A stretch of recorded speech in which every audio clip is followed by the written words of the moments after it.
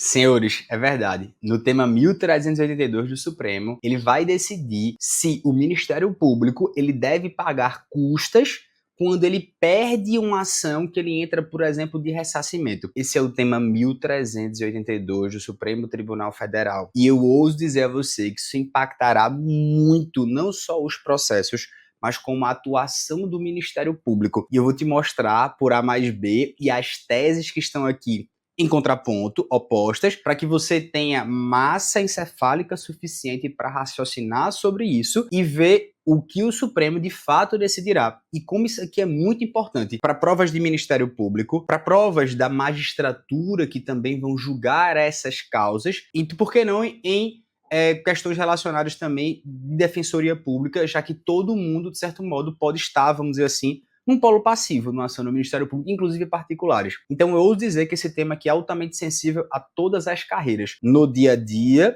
e nos concursos. Eu me chamo Felipe Duque, eu trabalho como procurador da Fazenda Nacional, sou professor aqui de Estratégia Carreira Jurídica, e eu vou te explicar por que essa decisão pode ser uma das mais importantes nos últimos anos para o Ministério Público. Fica aqui até o final, porque eu vou te mostrar os dois lados dessa polêmica e você vai entender por que os especialistas eles também estão divididos nesse caso. Por favor, peço que você comente aqui se você gosta desse vídeo, gosta desse tipo de conteúdo, né? Dá uma moral, pô, galera da edição aqui faz um trabalho fantástico, tá? Eu confesso que eu vou ver os vídeos e falar assim, meu amigo, vocês trabalham bem demais, velho, bem demais. E aí, isso tudo para facilitar o conhecimento para você. Então, curte aqui de fato, comenta, isso aqui é importante pra gente, ver relevância naquilo que a gente faz e continuar fazendo o que deve ser feito, transmitir o conhecimento. Se você ainda não é nosso aluno, aproveita para comentar aqui também os nossos vídeos e visualizar, porque tem muito conteúdo bacana aqui no YouTube, que às vezes acaba se perdendo e você não vê de maneira gratuita. Imagina quem é nossos assinantes, né, que tem acesso a tudo aqui no Estratégia Carreira Jurídica. Bom, convido e chamo você. Tá, vamos começar pelo começo, né? Uma execução de 30 mil reais pode mudar, portanto, a forma como o Ministério Público atua hoje no nosso país. Por quê? Em 2008, o Ministério Público de São Paulo, ele resolveu executar um ex-vereador da cidade de Jandira. E o nome desse vereador é Cícero Amadeu Romero Duca. Mas, professor, por que o Ministério Público foi atrás dele? De maneira muito simples. O Tribunal de Contas do Estado descobriu que, quando ele era presidente da Câmara Municipal, em 2001, houve gastos irregulares. E, em síntese, foram 23 mil reais de gastos, digamos assim, indevidos, com participação de vereadores num congresso de municípios, e também mais quase 6 mil reais que ele recebeu a mais como subsídio. Isso totalizava, enfim, praticamente 30 mil reais atualizados. O que aconteceu? O Ministério Público, ele entra com uma execução baseada na decisão do Tribunal de Contas. Até aí, tudo normal. O processo seguiu o seu curso tradicional e aí acontece que 3 imóveis desse ex-vereador, eles foram penhorados para garantir o pagamento, garantir o adimplemento dessa decisão do Tribunal de Contas, que tem, de certo modo, ali um título executivo. Mas o problema foi que a coisa virou, vamos dizer assim, né? O executado não concordou com a penhora desses imóveis e entrou com os embargos à execução, que é o meio de defesa na esfera processual civil. Ele falou o seguinte, olha, primeiro, um desses imóveis, ele é um bem de família, né? Ou seja, impenhorável conforme a Lei 8.009 de 1990, que é a lei que regula o bem de família. Outro imóvel meu,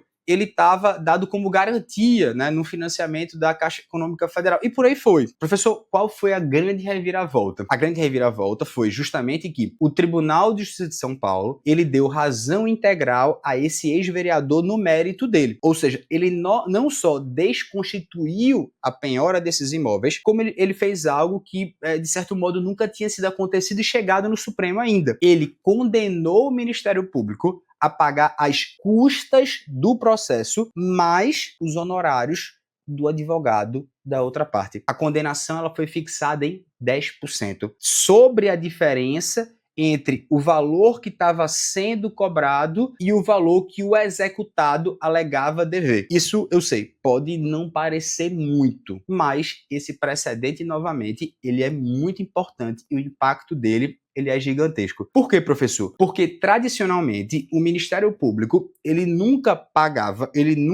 pagou, vamos dizer assim, essas verbas quando ele perde um processo. Existe até uma discussão doutrinária sobre isso. Alguns dizem, por exemplo, que o Ministério Público, ele tem uma espécie de imunidade processual quando ele atua porque ele defende interesses públicos. E foi por isso que o Ministério Público paulista, né, de São Paulo, ele decidiu recorrer ao Supremo. E aí os ministros, eles entenderam e falaram, rapaz, esse caso tem uma grande repercussão geral. Isso significa que, para quem não entende, quando esse julgamento acontecer, esse tema, essa decisão acaba valendo para todo o país, até de certo modo com a tese da abstrativização do controle difuso de constitucionalidade. Professor, quais são as duas teses? Bom, agora eu vou te explicar quais são os dois lados dessa briga, dessa confusão. De um lado, nós temos a tese do Ministério Público. Do outro lado, nós temos a tese que defende que o Ministério Público deve pagar, como qualquer outro litigante, custas e honorários. A tese do Ministério Público, ela se baseia no que eles chamam de princípio da simetria. O argumento é simples nesse recurso extraordinário. Ele fala, olha, se o Ministério Público ele não pode receber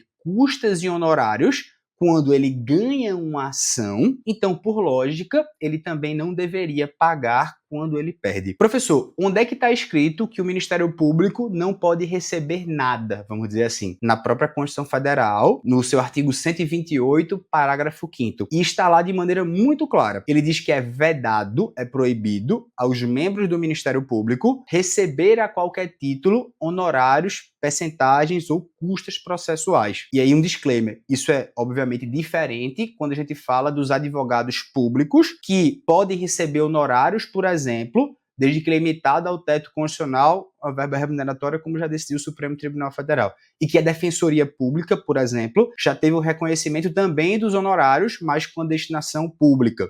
Volta para mim. O Ministério Público, portanto, ele argumenta que essa vedação constitucional deveria funcionar nos dois sentidos. Se ele não pode receber, ele também não poderia pagar. E além disso, eles alegam que, quando o Ministério Público atua, ele não está defendendo o interesse próprio, mas sim o interesse de toda a sociedade. É como se ele fosse um substituto processual que age em nome de todos nós. De outro lado, temos os que defendem que o Ministério Público deve seguir as mesmas regras de qualquer litigante. E o argumento principal da tese, portanto, contrária, é também a isonomia, mas uma isonomia processual. Ele diz, olha, todo mundo que vai ao judiciário deve se submeter às mesmas regras. Então, quais são os argumentos, professor, contrários à tese do Ministério Público? Que o Ministério Público deve sim pagar custos e honorários em todos os processos. Bom, os críticos da tese ministerial, eles fazem uma pergunta muito pertinente. De que adianta você condenar uma instituição pública se quem vai pagar a conta são os próprios contribuintes? Então, tem um professor de Direito Constitucional da USP que ele até argumentou, ele fala, rapaz, de que adianta você multar essa entidade se quem paga o dinheiro é público? E tem gente que vai além disso. Ele fala, olha, não é somente a ideia que o Ministério Público deve pagar honorários. Simplesmente, se você indeniza pessoas com dinheiro público, isso não modificaria a conduta quando fosse abusiva desses promotores, por exemplo. E aí, esse outro argumento, ele seria um argumento das pessoas que defendem que deveria ter a condenação. Ele diz, olha,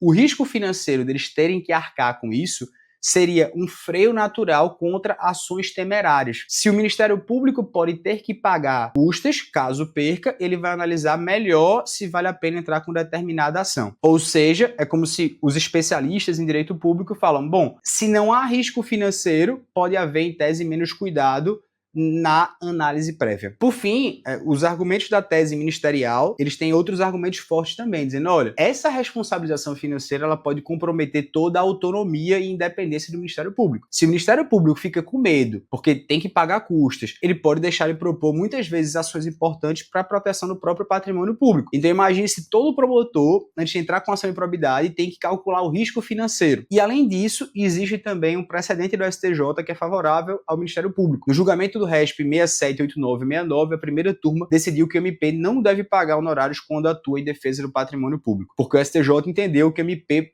objetiva proteger o patrimônio público é uma função típica do ente ministerial, ou seja, quando ele age em defesa da coletividade, o Ministério Público merece um tratamento diferenciado. Bom, o ministro Alexandre de Moraes, ele é o relator do caso no Supremo, ele destacou que isso é uma questão justamente relevante, porque tem que preservar o papel constitucional do Ministério Público na defesa do patrimônio público e para exercer realmente com autonomia, com independência e também com imparcialidade. A repercussão geral, portanto, foi conhecida, né, só teve um voto contrário, né, do ministro Edson Fachin. Agora a gente tem que esperar esse precedente que vai ser muito relevante e, consequentemente, vai despencar em provas. Eu quero saber, na verdade, o que é que você acha desse precedente. Então, esse tema, muito importante, tema 1382, ver se você conseguiu entender isso aqui, me diga o que é que você acha. Isso aqui vai cair em provas muito, muito mesmo.